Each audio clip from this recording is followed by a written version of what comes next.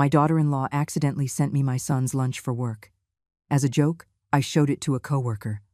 He immediately went pale and told me, "Take your son to the hospital, right now." "Why?" I asked. "I can't explain it now. It's something terrible. Just do what I say, or your son won't survive." What I discovered at the hospital sent a chill down my spine. I'm glad you're here.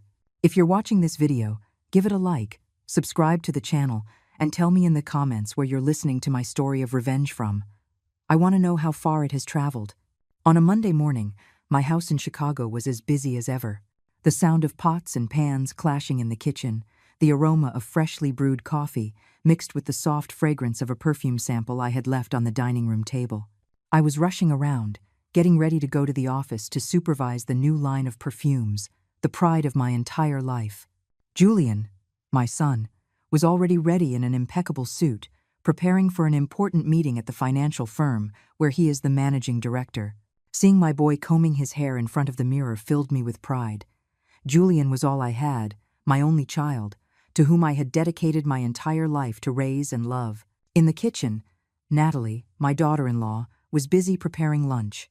She had been up early, her long hair tied back in a ponytail, and while she stirred a pan, she chatted on the phone with her friends. Her voice was a cheerful chatter, full of laughter, but her hands moved with agility, arranging food in 2 Tupperware containers, a large one for Julian and a smaller one for me.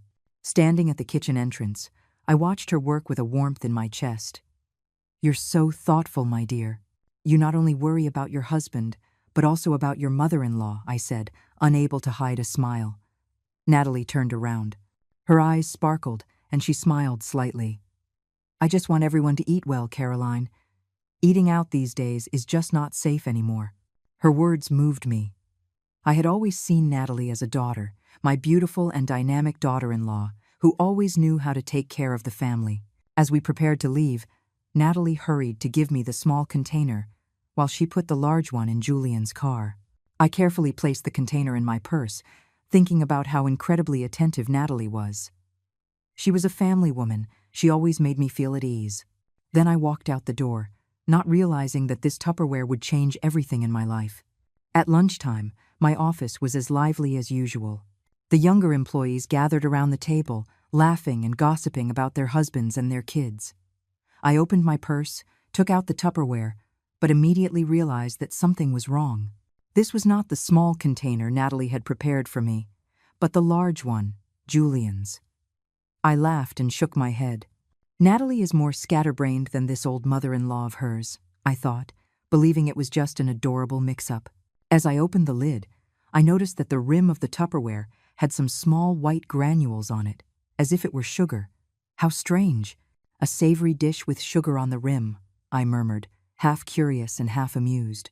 The employees who were nearby swirled around me and teased me. "Caroline, the rim of your Tupperware looks like a salt-rimmed margarita." The whole office burst into laughter.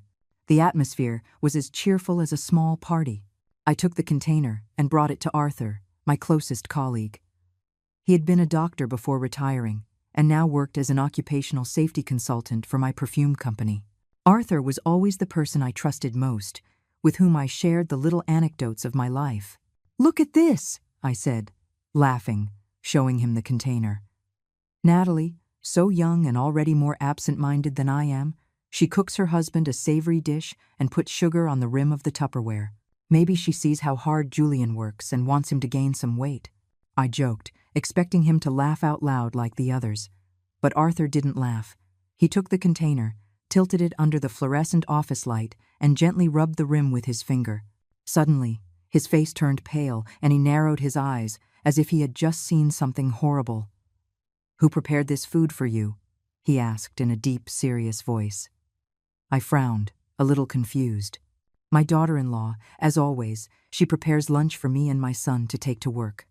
Today, she accidentally gave me Julian's container." "Why?"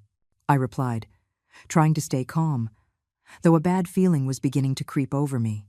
Arthur didn't answer immediately. He looked at me with eyes full of concern and, suddenly, said aloud, with an urgency that startled me, "Take your son to the hospital. Right now." That sentence was like a stab straight to the heart. I froze, feeling the blood turn to ice in my veins. The laughter and chatter in the office died down instantly. Everything fell into a deathly silence. The young employees looked at each other, bewildered, not understanding what was happening. I tried to keep my composure and asked again, "Why? Explain it to me, Arthur. What's going on?" But he just shook his head. His voice was trembling. "I can't explain it to you now. It's something terrible. Do as I say, or your son will not survive." I felt my heart break into pieces. Julian, the son I had protected my whole life, the boy I loved more than myself, was in danger? I didn't understand it. I didn't want to believe it. But the gravity in Arthur's voice prevented me from doubting. I turned to him, struggling to keep my voice from breaking. "Are you serious? This isn't a joke, is it?" Arthur took my hand. His eyes were red. "I swear to you, I would never joke about something like this. Those white granules are not sugar. You have to act now." His words were like an alarm bell that woke all my senses. I didn't know exactly what was happening, but my mother's instinct told me that something was very, very wrong. The Tupperware was still there, on the table, like a silent warning. I looked at it, then at Arthur, and for a moment I felt the whole world collapsing at my feet. Arthur practically pushed me out of the office. His voice was pressing and full of anguish. "Go now, you can't waste a single second." He already had his phone in hand, calling a contact in the toxicology department at St. Joseph's Hospital. His voice trembled, but it was clear. "I need you to analyze a sample immediately. It's a matter of life or death." I just stood there, clutching the container, my mind in chaos. Just a few minutes ago, I was joking about the white granules on the rim, and now that container felt like a bomb that could destroy my entire world. I carefully placed it in a plastic bag, feeling as if I were handling evidence from a crime scene. "I'm leaving right now," I told Arthur. My voice hardened to hide the fear growing inside me. He nodded, with a serious look. "I'll see you at the hospital. Don't let anyone touch that container." I called my personal driver, Robert, who has worked for my family for over 20 years. When I told him to drive straight to St. Joseph's, he glanced at me in the rearview mirror with curiosity but didn't ask any questions. "Quickly, Robert," I said, my voice hoarse. During the ride, I sat in the back seat, clinging to the plastic bag, my gaze fixed on the window.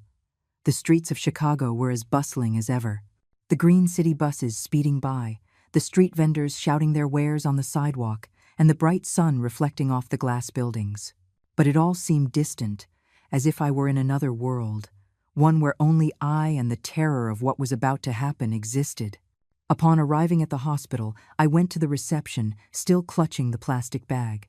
The young nurse, with thick-rimmed glasses, looked up in surprise when I told her, "I need a container of food analyzed. There's something strange in it." She blinked, as if she couldn't believe what she was hearing, but then the phone on her desk rang. I vaguely heard Arthur's voice on the other end of the line, and the nurse nodded, quickly jotting something down. "All right, ma'am. Please wait a moment." "The sample will be taken to the lab immediately," she said, with a professional tone that didn't hide her curiosity. I just nodded, too drained to explain further. An employee in a white coat took the sample, and I was guided to a waiting area in the hallway. The hallway of St. Joseph's Hospital was crowded with people, hurried footsteps, the monotonous sound of speakers calling for patients, and the smell of disinfectant that hung in the air. I sat down, clasping my hands, trying to stay calm. But every minute that passed felt like an hour. I looked at the clock on the wall. The minute hand moved with excruciating slowness, as if mocking my patience. In my mind, images of Julian appeared, as a child, running through Lincoln Park holding my hand. Older, on the podium receiving his university degree, with a radiant smile, and even the more recent times when he complained of being tired, rubbing his stomach with a weak voice. "It must be stress from work, Mom." I had thought it was just stress, like any other young man, but now Arthur's words echoed in my head, "Or your son will not survive." I felt my heart tighten. How could this be? Who would want to harm Julian, my good, hard-working son? I took out my phone and dialed Julian's number. It rang, but he didn't answer. I knew he was in an important meeting, but the silence on the other end of the line made my heart sink. I left him a message. My fingers trembled as I typed. Julian, you need to get a medical checkup today. In secret, don't tell anyone, not even your wife. I hit send and stared at the screen, waiting for a reply. But nothing. I told myself to calm down, but the anxiety grew, like a wave about to drown me. Finally, after an eternity, a young doctor came out of the laboratory. He wore an ID badge with the name Miller. His face was serious, but his gaze was kind. "You're the person who brought the food container, right?" he asked, holding a sheet of paper. I nodded, my heart pounding as if it wanted to leap out of my chest. He sat next to me and said, slowly but clearly, "We analyzed the food sample. It contains arsenic. It is an extremely toxic substance. If consumed continuously over a long period, it causes damage to the stomach, liver, kidneys, and can even lead to death." I heard his words and was paralyzed. The word arsenic echoed in my head, as sharp as a razor. I was stunned, unable to say anything. I just stared at the doctor, hoping I had misheard. "But doctor," Miller continued. His voice became more grave. "Symptoms such as fatigue, abdominal pain, nausea, perfectly match chronic poisoning. If your son has been eating these foods for a long time, there is a high risk that he has been poisoned." My mind was spinning. I suddenly remembered the times Julian complained of being tired. The nights he sat on the sofa rubbing his stomach, his face pale. "It must be the pressure from work," he used to say, and I had believed him. I took him to the doctor, but they only prescribed vitamins and recommended rest. How could I have imagined that, in those very lunches prepared with so much care every day, a deadly poison was hidden? I clenched my fists, my nails dug into my skin, trying not to break down right there. "Thank you, doctor," I whispered, my voice choked. "Doctor," Miller nodded, placed a comforting hand on my shoulder, and left. I walked out of the hospital, feeling like my feet weighed a ton. Sitting in the car, I hugged the plastic bag containing the Tupperware, as if it were the last piece of evidence of a terrifying truth. The streets of Chicago were still noisy, with the sound of horns and people's laughter, but I no longer heard anything. In my head, there was only one question that repeated over and over. Who did this? Who would want to harm Julian? And then, a thought chilled my blood. Natalie, my daughter-in-law, the one who had prepared that food. The person I had always trusted, whom I loved like a daughter. No, it can't be, I told myself. Natalie was always so attentive. She took care of Julian with every meal, at every moment. But then, the image of the white granules on the rim of the Tupperware appeared in my mind, and Arthur's voice echoed. "It's something terrible." I took out my phone and checked the message I had sent to Julian. Still no reply. I wanted to call again but stopped my hand. If it was Natalie, I couldn't let her suspect anything. I needed time to investigate, to protect my son. Sitting in the car, I looked out the window. The evening light reflected off the skyscrapers, but in my heart there was only darkness. Julian was all I had. I had lost my husband 10 years ago, and I had built the perfume brand by myself to leave it to my son. I couldn't lose him. I couldn't. That afternoon, I couldn't go home right away. My mind was still in turmoil after what Dr. Miller had told me at St. Joseph's Hospital. I needed answers, a clue to understand why this nightmare was happening to Julian. I decided to drive directly to the office of Mr. Wallace, my personal attorney, who had helped me with all the legal matters of my perfume brand for over 20 years. If there was anyone who thoroughly understood my estate and what I had arranged, it was him. When I entered his office, Mr. Wallace was sitting behind his desk, with his gold-rimmed glasses, carefully reading a file. Upon seeing me, he looked up and gave me a kind smile. "Caroline, what a surprise to see you here without an appointment. Is something important?" I sat in the leather chair in front of him, getting straight to the point. "Mr. Wallace, I need you to review my will and all the documents of my estate, right now." My voice sounded firmer than I expected, as if I were trying to hide the storm of emotions I felt inside. Mr. Wallace frowned, but asked no more questions. He stood up, opened a filing cabinet, and took out a thick folder.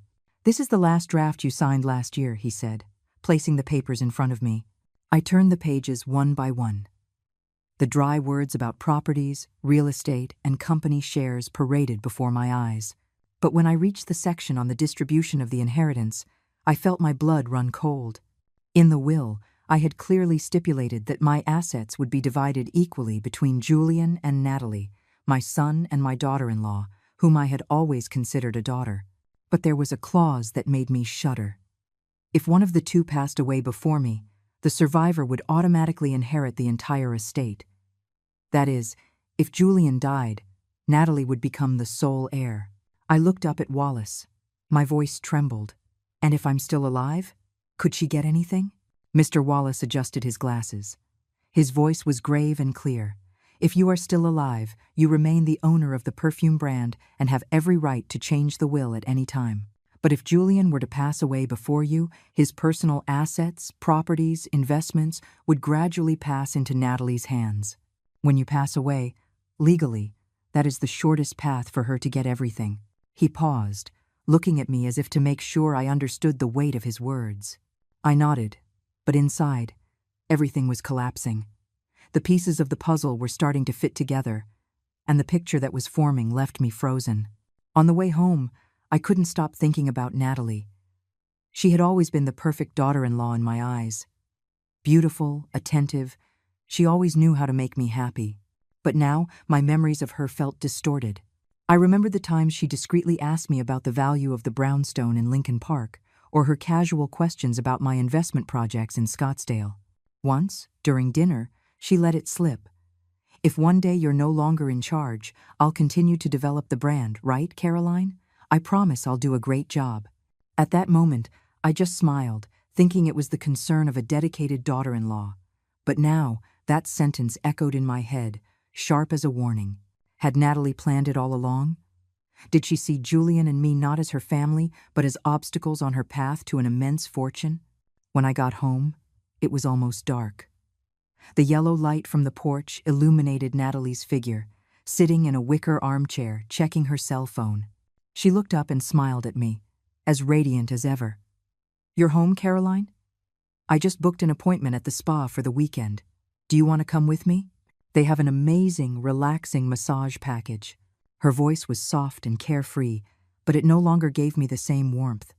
I looked into her eyes, trying to find a sign, a hint of doubt, a flicker of guilt, but I saw nothing but that perfect smile. "I already have a commitment, my dear. You go with your friends," I replied curtly, quickly entering the house. I didn't want her to see how my hands were trembling, nor the fury and pain I was trying to suppress in my gaze. In the living room, I collapsed onto the sofa and put my hands to my head. My heart was divided. One part of me refused to believe that Natalie, the girl I had welcomed into my family with open arms, could do something so monstrous. But the other part, a mother's reason, screamed at me that I had to protect Julian, even if it meant facing the cruelest truth. I remembered the early days, when Julian brought Natalie home to introduce her. She was shy, held Julian's hand, and told me, "I promise I will take very good care of him, ma'am." I believed her. I thought I was lucky to have a daughter-in-law like her. But now, each of those memories was like a knife stabbing into my heart. The next morning, I woke up with a heaviness in my chest, as if a rock were crushing me. Sleep had done me no good. I only had nightmares about Julian, about the Tupperware, and about Natalie's smile, a smile I no longer knew was real or a mask. I put on a dark blue blouse, the color Julian once said made me look very imposing, and drove to his office in downtown Chicago. I didn't warn him. I just sent him a short message. "I need to see you. Right now."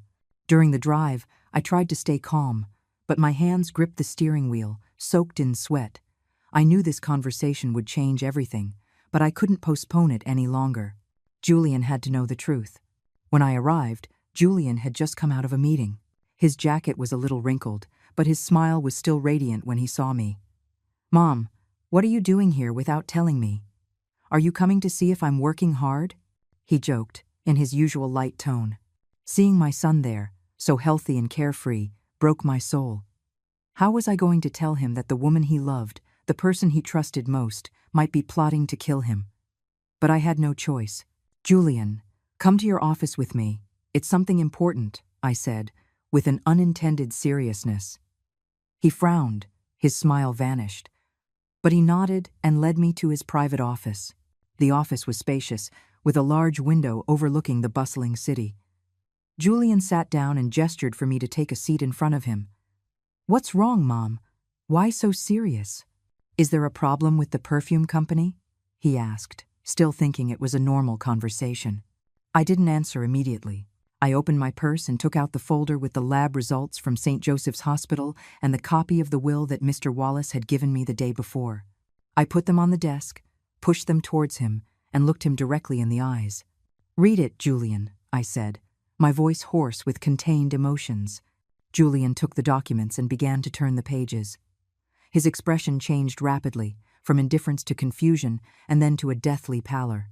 When he read the lab results, I saw his hands tremble, making the paper crinkle. "Arsenic? In my food?" He looked up, his eyes wide, as if he couldn't believe what he was reading. I took a deep breath, trying to keep my voice steady, and told him everything. How I had mixed up his Tupperware, the white granules on the lid, Arthur's warning, and the lab results confirming the presence of a deadly poison. I told him slowly, detail by detail, as if by speaking quickly I couldn't bear the weight of the truth. Julian was paralyzed, still clutching the papers. He shook his head again and again, as if wanting to reject it all. "It can't be, Mom," he said with a choked voice. "Natalie loves me. She loves our family. She cooks for me every day, takes care of me in every detail. How could she?" His voice trailed off, and I saw his eyes turn red. Seeing my son like this tore me apart inside. I wanted to hug him, tell him it was all a misunderstanding, but the evidence was in front of us. I couldn't lie to him, or to myself. I let Julian process the shock, and then I said, in a slow but firm voice, "I know it's hard to believe, son. I don't want to believe it either. But the proof is here. And do you remember how your health has been these last few months? The times you complained of being tired, of stomach pain, of nausea? I thought it was because of work, but now I know it wasn't." I paused and looked into his eyes. "Julian, I can't lose you. I need you to face this truth, however painful it may be." Julian lowered his head, covering his face with his hands and closing his eyes tightly. I knew he was trying to connect the dots. The nights he came home exhausted, the times Natalie brought him orange juice, or the meals she prepared for him with a tender smile. Suddenly, he slammed the table hard, startling me. "If this is true," he said, his voice trembling with rage, "then she didn't just betray me.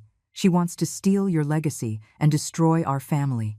I saw in his eyes a pain mixed with determination, as if he had just realized that the life he believed in had been shattered by the person he loved. I took his hand and squeezed it tightly. "You and I have to cooperate with the police," I said, with a determined voice. "We can't face her alone. If we stay quiet, you'll be in more danger." Julian looked at me. His eyes wavered between pain and doubt. I knew he still loved Natalie, that he still wanted to believe there was some explanation. But then he took a deep breath and nodded, his eyes red. "Mom, I'll do what you say. We're going to unmask her. I can't let you suffer another loss." That same afternoon, Julian and I went to the police precinct to see Detective Bryant, whom I had met at a business seminar a couple of years ago. The detective was a middle-aged man with graying hair, a deep voice, but with a penetrating gaze. We sat in a small office with white walls that smelled of coffee. I told him the whole story, from the Tupperware to the lab results, while Julian added details about his health. Detective Bryant listened attentively, taking notes, nodding from time to time. "This is a very serious case," he said, in a serious tone. "We will keep the Tupperware as evidence, and we will plan to install cameras in your house to monitor her. We will also need to analyze more food samples." He looked at me and then at Julian. "But you both must maintain absolute secrecy. We can't let the suspect know we are investigating her." Julian nodded, but I saw him clench his fists. "Understood," he said in a hoarse voice. I knew he was fighting with himself, with the love he once felt for Natalie. When we left the precinct, Julian remained silent for a long time. We were in the parking lot, in the midst of the bustle of Chicago. I looked at my son, the young man I had raised, who now seemed to have aged 10 years in a single day. "Mom," he turned to me, his voice choked. "I never imagined that the person sleeping next to me every night would want to kill me. But for you, for the brand, for our family, I will be strong." I went to him and hugged him tightly. His body trembled, and I felt his pain mix with mine. "Son, I'm here," I whispered, as tears fell silently. "We will get through this together." My heart was aching but filled with determination. From now on, we were no longer the victims. We were going to turn the tables, and I would do anything to protect my son, no matter the price. After leaving the police station, Julian and I sat in the car. No one said a word for several minutes. The car's engine hummed monotonously, but inside me, everything was a whirlwind. We had just entered a war where the enemy was someone we considered family. Julian stared out the window, his face tense, and his hands clenched on his knees. I knew he was struggling with himself, caught between love and betrayal. "Mom," he finally said, his voice grave. "How are we going to expose her? I don't want to drag this out any longer." Feeling my determination grow. "We're going to make her lose her patience, Julian. If she really has a plan, she'll make a mistake." Upon arriving home, I immediately called Detective Bryant to discuss the plan. He listened and then suggested in a firm voice, "Attack her motive, the money. If what she's after is the estate, make her believe the opportunity is slipping away. She'll panic and act rashly." His words were like a flash of lightning in my mind. I immediately thought of the will, something that seemed to interest Natalie greatly. If I made her believe that the fortune was about to slip through her fingers, she wouldn't be able to stay calm. "I know what to do," I told Bryant, feeling like a strategist about to enter battle. The next morning, I called Mr. Wallace, my lawyer. "Mr. Wallace, could you come to the house this afternoon? I want to discuss a new will," I said, making sure my voice was loud while Natalie was nearby, arranging some flowers in the living room. I saw her pause for a moment, her hands still. But she quickly bent down, pretending to continue with her task. I knew she had heard me. That afternoon, when Wallace's car pulled up to the gate, I deliberately opened the main gate so Natalie could see him clearly. She was in her Porsche, saying goodbye to a friend, and her gaze slid towards the car with a curiosity she couldn't hide. In the living room, Mr. Wallace and I sat across from each other, with the window open so our voices could be heard outside. I spoke in a loud, clear voice. "Mr. Wallace, I've thought about it a lot. In 1 month, I will officially change the will. I want to donate the majority of my estate to a foundation to build a home for abandoned children. They need that money more than my children do." Wallace, whom I had already briefed on the plan, nodded and played along. "That's a very noble idea, Caroline. I will prepare the documents immediately. What percentage of your assets do you wish to allocate?" I replied, deliberately emphasizing, "At least 80%.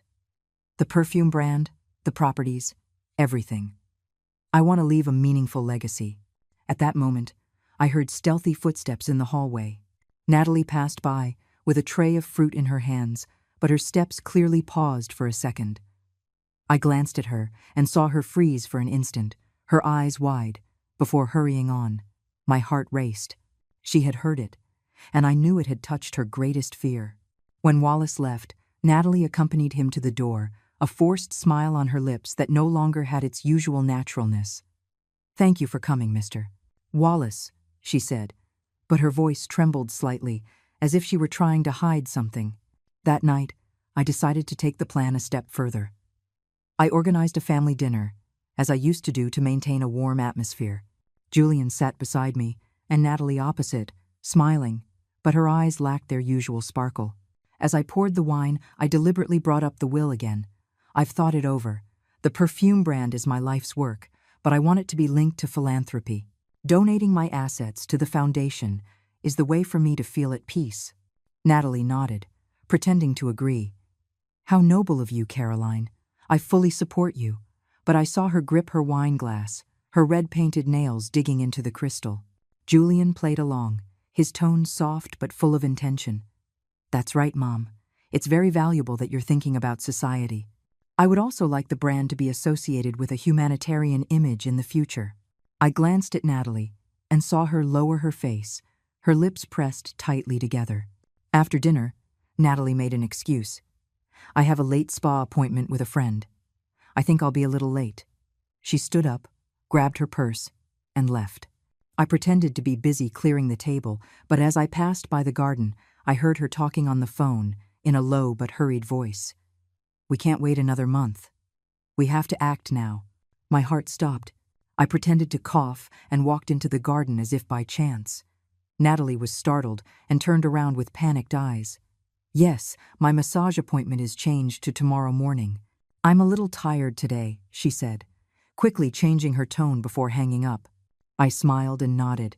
Are you tired, my dear? Then get some rest. Don't push yourself too hard. But inside, I knew she was panicking. That night, on my way up to my room, I passed by Natalie's room. The light was on, and her silhouette was projected on the curtain, pacing back and forth, the phone glued to her ear. I stood in the hallway, listening. Her voice was a tense whisper.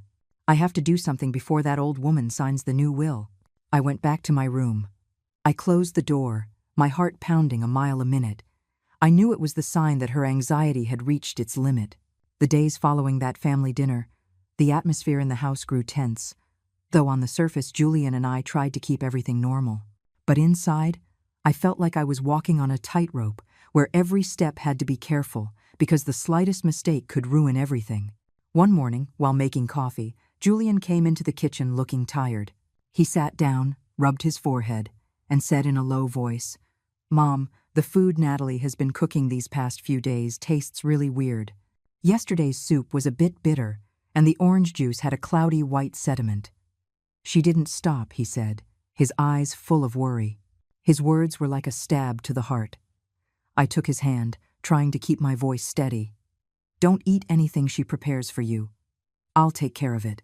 Days earlier, Detective Bryant had secretly installed a camera in the kitchen, hidden in the corner of the pantry. He summoned me to a small office near the precinct, where there was a large screen to monitor everything. I sat there with him and another officer, my eyes glued to the monitor. The image was sharp. Natalie stood in the kitchen, wearing an apron, her hair pulled back. She opened a small glass vial, tilted it slightly, and sprinkled a white powder into the pot of boiling soup. Her movements were slow and careful, as if she had done it hundreds of times. Her face was a mask of coldness, without a hint of doubt, without a trace of emotion. I gripped the edge of the table. My nails dug into the wood until it hurt. I wanted to run in, to scream at her, but Detective Bryant placed a hand on my shoulder and said in a low voice, "Easy, Caroline. We need more evidence. She's not going to get away." I nodded, but I felt a fire inside me. Watching Natalie stir the soup, a faint smile on her lips, made me feel like my world was falling apart. The daughter-in-law I had loved, whom I had trusted, was now a stranger, a danger lurking in my own home. I turned to Bryant with a trembling voice.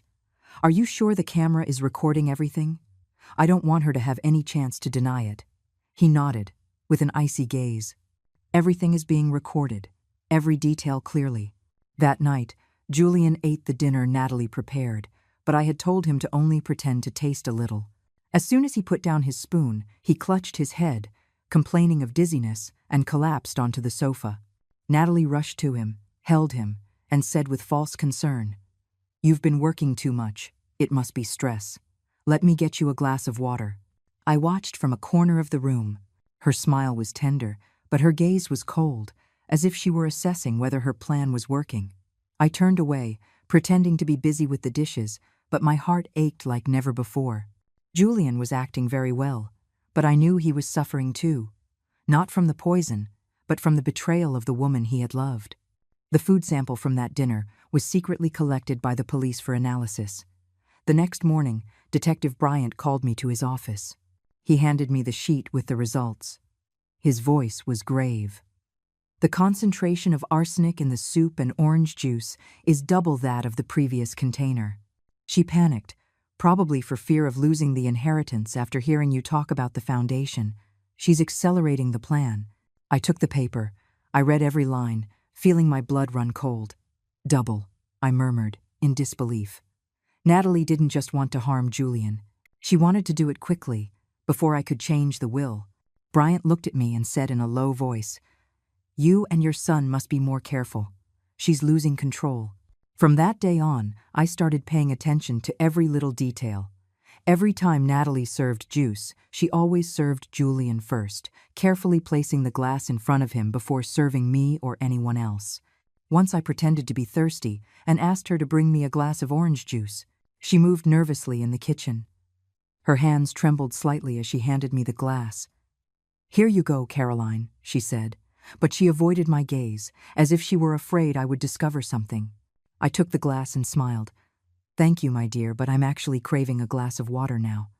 She froze for a moment and then nodded with a forced smile. Another night, Natalie brought a bowl of soup and placed it in front of Julian with a concerned air. "Eat, my love. I prepared this especially for you." I looked at Julian and gave him a look. He smiled weakly, but I spoke first. "I'm old now. I can only eat broth. Let your husband have this soup." Natalie stopped, the smile frozen on her lips. "Yes, of course," she replied, her voice a little broken, and she turned away quickly. I knew she was confused, and that gave me a strange relief mixed with pain. Every time I refused her food, I felt like I was weaving another thread in the trap we had set. Julian continued his performance, becoming more convincing each time. At work, he would deliberately rub his stomach, looking weak, which worried his colleagues. At home, he would lie on the sofa, sighing and complaining of fatigue. Natalie would look at him, a flash of satisfaction in her eyes, as if she believed the poison was taking effect. Seeing that broke my heart. Julian wasn't just my son. He was my pride, the one who would continue my dream. Seeing him pretend to be in pain to deceive the one trying to kill him filled me with both pride and a deep sadness. That same night, late, as I was passing through the hallway, I heard Natalie whispering on the phone. I stopped, pressed myself against the wall, trying to listen. "Just a few more days, after that, I'll be the only one on everything," she said, in a low but determined voice. I silently took out my phone, activated the voice recorder, and held it steady. When Natalie's voice came through clearly, I knew I had another crucial piece of evidence. I went back to my room and sent the recording to Detective Bryant with a message. "We're almost at the end." The next morning, Detective Bryant summoned Julian and me to the precinct. When we entered, he was sitting behind his desk, his gaze penetrating, but his voice calm. "We have enough evidence to arrest her, but to ensure she can't deny it, we need a final blow. A faked death for Julian will make her lower her guard and confess her plan." I looked at Julian, saw him clench his hands, his face tense. I knew he still loved Natalie, but he nodded, his voice hoarse. "I'll do it. If we keep waiting, she'll continue, and you'll be in danger too, Mom." His words were like a knife in my heart. I was proud of my son's strength, but it pained me to see him suffer the agony of betrayal. I took his hand and said in a low voice, "I'm here, Julian. We'll get through this." Detective Bryant nodded and motioned for an officer to take us to a conference room to finalize the details. The plan was meticulously laid out. The police coordinated with St. Joseph's Hospital to prepare a special room filled with hidden cameras in every corner. Dr. Evans, an old friend of Detective Bryant, agreed to help. She would create a fake medical file with a clear diagnosis of severe poisoning and cardiac arrest to make it more convincing. Julian and I spent hours with her, planning every step. Julian would pretend to be poisoned after dinner, collapsing at the table. I would be the one to call the ambulance and give Natalie the news of his death. Every detail was calculated, but the anxiety never left me. If Natalie didn't react as we expected, if she suspected something, everything could fall apart. That night, the tension in the house was thick enough to cut with a knife. Natalie prepared dinner as usual, served a bowl of aromatic soup, and placed it in front of Julian. "Eat, my love. I prepared this especially for you," she said, with a tender smile but a frigid gaze. I looked at Julian and gave him a signal with my eyes. He nodded slightly, took the spoon, pretended to taste a little, and then put it down, making a face. "I'm full today. I think I'll eat light." Natalie looked at him with a flash of disappointment, but quickly hid it with a smile. "Well, then I'll save it for you to eat tomorrow." A few minutes later, Julian began to act. He clutched his stomach, his face turned pale, and his breathing became ragged. "Mom, "It hurts so much," he whispered, before collapsing onto the table, knocking over a glass of water. I jumped up, screaming, "Julian, what's wrong with you?" My voice trembled, and it wasn't entirely acting. Seeing my son motionless, even though I knew it was fake, squeezed my heart. Natalie also shot up, rushed to him, took his hand, and screamed, "My love, wake up! What's wrong?" But the moment she leaned over, I saw a strange glint in her eyes. It wasn't concern, but a discreet satisfaction, as if everything was going according to plan. I quickly grabbed my phone, pretending to call for an ambulance, my voice panicked. "Please, come quickly," my son fainted. "He's not breathing." Natalie was beside him, covering her face and crying. "No, it can't be, he can't." But I noticed that even though tears were falling, there was no real pain. I turned away, avoiding her gaze, afraid I wouldn't be able to contain myself and scream the truth at her. A few minutes later, the sound of an ambulance siren filled the street. The paramedics, who were actually undercover police officers, put Julian on a stretcher and quickly loaded him into the ambulance. Natalie lunged forward, demanding to go with them. "I have to go with him. I'm his wife." But an officer stopped her, his voice firm. "I'm sorry. Only one person can accompany the patient." I stepped forward, took Natalie's hand, and pretended to comfort her. "You stay, my dear. I'll go with Julian. I'll let you know what happens." She nodded, her eyes red, but I felt her hand tremble, as if she were holding something back. I got into the ambulance, the door slammed shut, and the vehicle took off. Sitting next to Julian, I took his hand and whispered, "You did great. Now it's my turn." He opened his eyes and smiled weakly. "I trust you, Mom." I felt a warmth in my heart, but also a great heaviness. I knew this charade would be the turning point, but also another wound in both our souls. At St. Joseph's Hospital, everything was perfectly set up. Julian lay motionless on a bed, connected to wires and machines. A monitor simulated cardiac arrest, creating a terribly realistic scene. Dr. Evans was by his side, reviewing the fake file, and occasionally gave me a reassuring look. I sat by the bed, looking at my motionless son, and even though I knew it was all a lie, I couldn't stop my eyes from filling with tears. I thought about the years when Julian was little, when he ran through the garden holding my hand. Now he was here, as part of a plan to unmask the woman he once loved. I wiped my tears, telling myself I had to be strong. I took my phone and texted Natalie. My hands trembled as I typed, "Come to the hospital immediately." Julian didn't make it. I pressed send, feeling as if I had just thrown a stone into an abyss. Then I sat and waited, my heart in my throat. Every footstep in the hallway made me nervous. Detective Bryant was in a corner of the room, watching everything through the hidden camera monitor.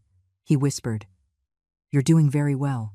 Now we just have to wait for her reaction." About 40 minutes after I sent the message, hurried footsteps were heard in the hallway of St. Joseph's Hospital. Natalie appeared, her hair disheveled, one heel crooked, and her eyes so red it looked like she had forced herself to cry the entire way.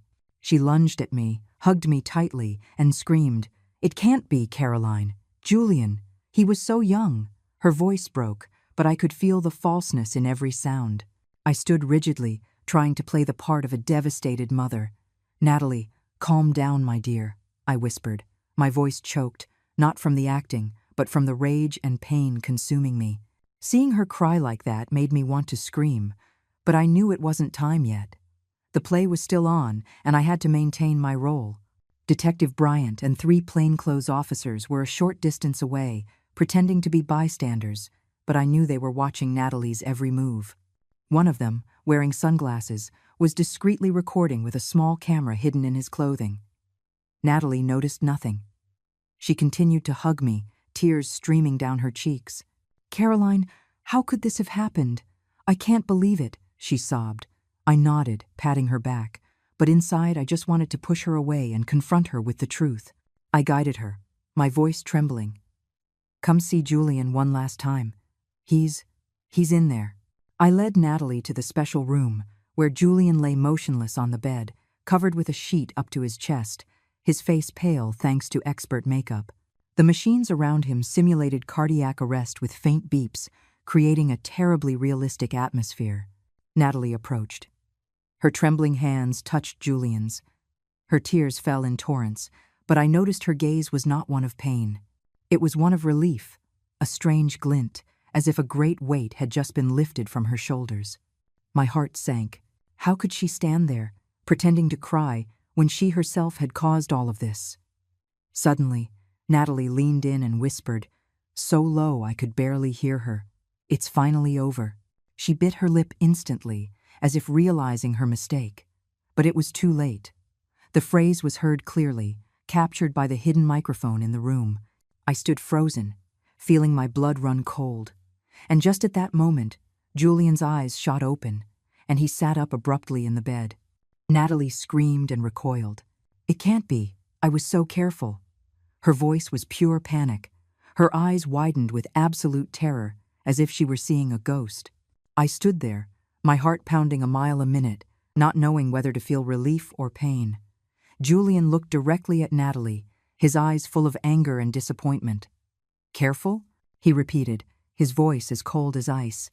"Careful to kill me, right?" Natalie staggered backward, grabbing the edge of the bed to keep from falling. "No, that's not it. You're misunderstanding," she stammered. But her trembling voice betrayed her. Detective Bryant entered the room. His voice was firm. "We've heard enough, Miss Natalie. You are under arrest for attempted murder." 3 other officers appeared behind him, blocking any escape. Natalie turned, her face ashen. "No, it wasn't me," she shouted, her voice breaking. "It was just a spice. I just wanted to add more flavor." But Bryant didn't let her continue. He held up a folder and a USB drive. His voice was calm, but cutting. "Would you like to see the evidence? The video of you putting a white powder in the soup, the lab results with arsenic, the recording of your phone call, and what you just said a few seconds ago. It's all here." Natalie swayed, as if her legs couldn't support her. She looked at me, then at Julian, with a look of total panic. I didn't want to kill anyone," she muttered. But then, as if she couldn't bear the pressure anymore, she collapsed to the floor, covering her face and screaming. "I just wanted the money. I didn't want to do it, but that old woman was going to donate it all to charity. She left me no other choice." That confession was like the final stab, confirming all my suspicions. I stood there, looking at her, my heart torn between pain and relief. Pain for the betrayal of someone I considered my daughter, and relief because, finally, the truth had come to light. Julian came over, put his arm around me, and whispered, "Mom, we won." His voice trembled, but it was filled with determination. I took his hand and squeezed it, feeling the warmth of my son's hand, a warmth I almost lost forever. "Son, I'm so proud of you," I said, as tears fell silently. Natalie was still on the floor, her head bowed. Her sobs mixed with the sound of the officers' footsteps as they approached to handcuff her. "Come with us," Bryant said, without a hint of compassion. Natalie looked up, her pleading gaze directed at me, but I just shook my head. "You chose this path, Natalie," I said, my voice choked. "I trusted you, but you betrayed us all." When they took her away, the hospital hallway fell silent. I hugged Julian, feeling the beat of his heart, those beats I feared I would never hear again. We stood there, in the midst of the bustle of St. Joseph's, but in that moment, it was just the 2 of us. I thought about all the years that had passed, the days I raised Julian alone, the dream of building a perfume brand for him. All the pain, all the sacrifices, now made sense because I still had my son by my side. The police quickly took Natalie to an improvised interrogation room in the hospital, a small room with a cold fluorescent light. Julian and I were taken to an adjacent observation room with a 2-way mirror that allowed us to see everything without being seen. I sat down, holding Julian's hand, feeling the tremor in my son's fingers. He was silent, his gaze fixed on Natalie through the mirror, as if trying to find the image of the wife he once loved. I squeezed his hand and whispered, "Son, we'll end this today." But inside, I wasn't sure if I was comforting Julian or myself. Natalie sat across from Detective Bryant, her hair disheveled and her hands cuffed on the metal table.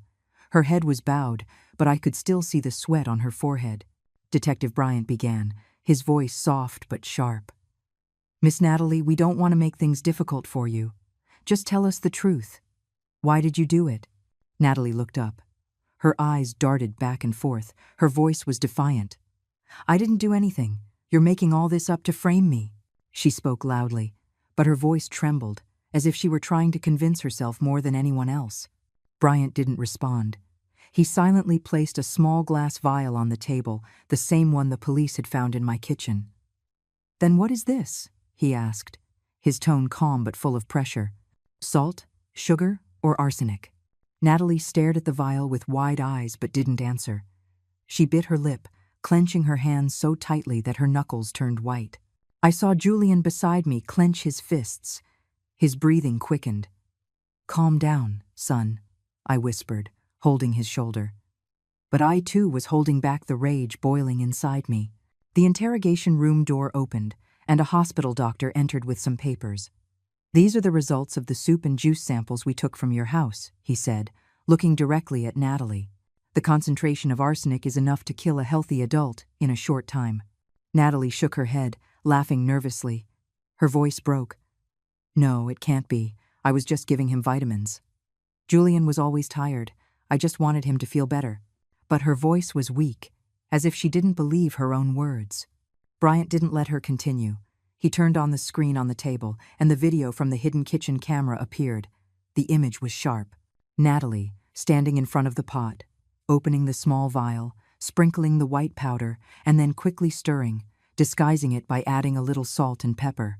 Her face was cold, without a hint of doubt. I heard Julian let out a choked sigh.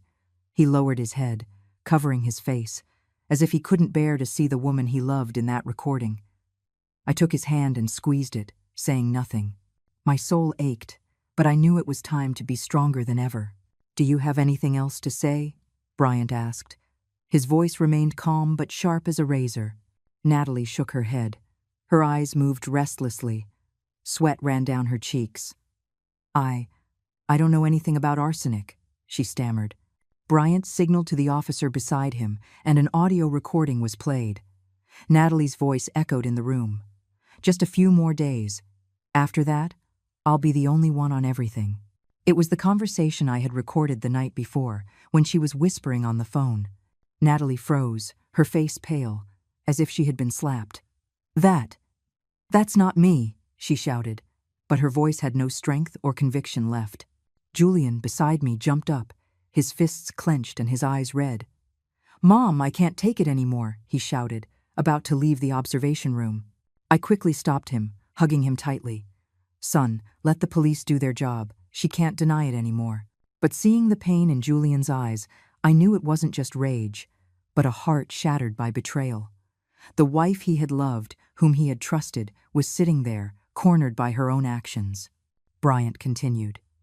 He placed a copy of my will and my estate documents on the table, pointing to the crucial part.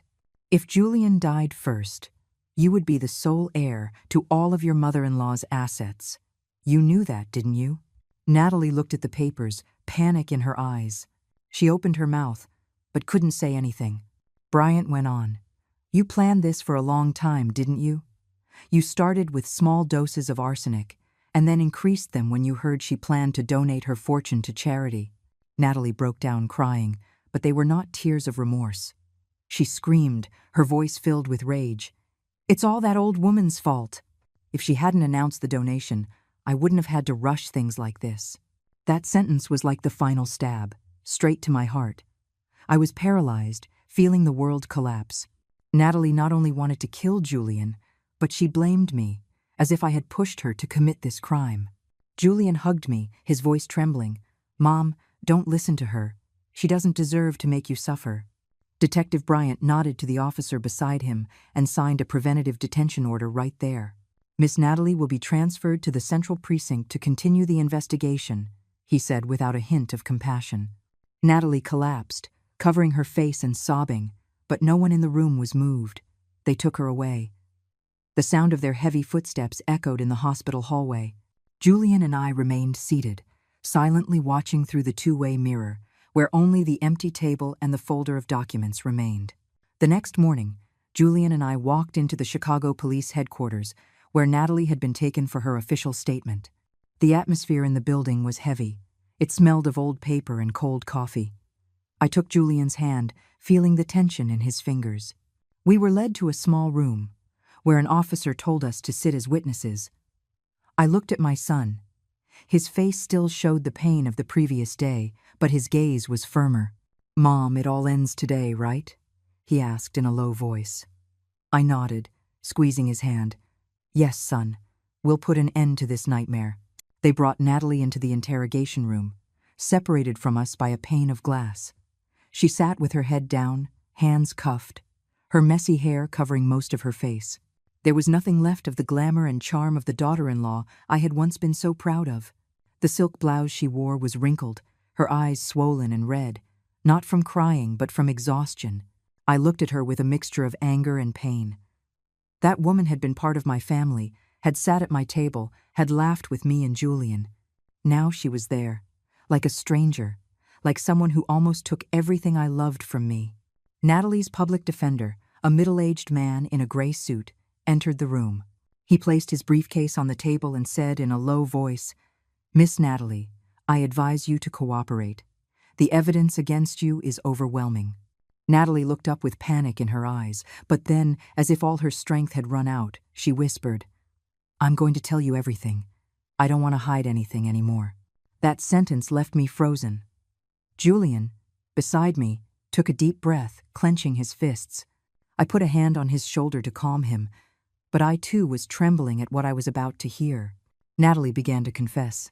Her voice was weak but clear. "I researched arsenic on the internet, on hidden forums. I knew it wasn't easy to detect if you used small doses." She paused, swallowed, and continued. "I bought it from a contact on the black market, a seller of illegal chemicals on the outskirts of the city. I started putting it in Julian's food. Just a little every day." Hearing her sent a chill down my spine. I gripped the edge of the table until my knuckles hurt. The image of Natalie in the kitchen, sprinkling the white powder into the soup, appeared vividly in my mind. "I didn't want him to die right away," she said with a trembling voice. "I just wanted him to get weaker, for everyone to think it was an illness, and when he was gone, I would inherit the fortune. After that, I planned to find a way for Caroline." She hesitated, looking towards the glass as if she knew I was there. "For Caroline to also pass away naturally." Julian jumped up and slammed the table. "You wanted to kill Mom too," he shouted, his eyes red. I pulled him down to sit and hugged him tightly, whispering, "Son, calm down. She can't hurt us anymore." But inside, I felt shattered. Natalie not only wanted to steal my son, but she had also targeted me, all for limitless ambition. Detective Bryant, in the interrogation room, was taking careful notes. He asked in a calm voice, "So, what was your motive? Just the money?" Natalie nodded. Tears streamed down her face, but I saw no remorse. "I had nothing," she said. "I grew up in poverty. When I married Julian, I thought I would have a different life. But then she said she would donate her entire fortune to charity. I couldn't let that happen." I covered my face. Tears fell silently. I once thought Natalie was the ideal daughter-in-law. I believed she truly loved Julian. But now, the truth was revealed like an open wound. The police recorded the entire statement. They drew up the report, and Natalie's lawyer remained silent, unable to defend her when his own client had incriminated herself. Bryant signed the arrest warrant. His voice was firm. "You will be transferred to the detention center to continue the investigation. Attempted murder is not a minor issue." Natalie lowered her head, without another word, as two officers led her from the room. Within hours, the news spread throughout Chicago. The newspapers headlined, "Young socialite arrested for attempting to poison husband to inherit fortune." I read those words on my phone, feeling like I was living in a nightmare. The shares of the financial firm where Julian was a managing director plummeted. But fortunately, the board of directors acted quickly. They held a press conference. They were transparent with the information, and public opinion calmed down. Meanwhile, my perfume brand was praised by the press for an unexpected decision. I turned the fake foundation plan into a reality, creating a foundation to protect women who are victims of domestic violence. I wanted to transform this pain into something meaningful, so that no one would have to go through what Julian and I experienced. Julian, after several tests, gradually regained his health. The traces of arsenic in his body decreased, and the doctor said he would soon be back to normal. One afternoon, the two of us were sitting on the balcony of the house, watching the sunset paint the Chicago sky an intense red. Julian took my hand, his voice warm. "Mom, thanks to you, I'm still alive. From now on, we won't let anyone mess with our family." I looked at him. I smiled, but the tears started to flow again. "Son, I just want you to be safe. I couldn't lose you." He hugged me, and in that moment, I felt the strength of a mother's love, the one thing that can never be destroyed. Looking at the sunset, I thought silently. Natalie's greed had buried her, but my love for Julian, and his for me, had overcome it all. This house, the perfume brand, and all our dreams would continue to exist. Not for the money, but because we had each other. I squeezed Julian's hand, feeling a great relief in my heart, but also the scars that only time could heal. The story we've told is fictional, but it is based on some real events. The names and places have been changed to protect the identities of those involved. We don't tell this to judge, but in the hope that someone will listen and stop to think. How many mothers are suffering in silence inside their own homes? I'm truly curious. If it were you, in my place, what would you do? Would you choose to stay silent to keep the peace, or would you dare to face it all to reclaim your voice? I want to know what you think, because every story is a candle that can light someone else's path. God always blesses, and I firmly believe that courage leads us to better days. Meanwhile, on the end screen, I'm leaving you two of the channel's most beloved stories. I assure you, they will surprise you. Thank you for staying until the end.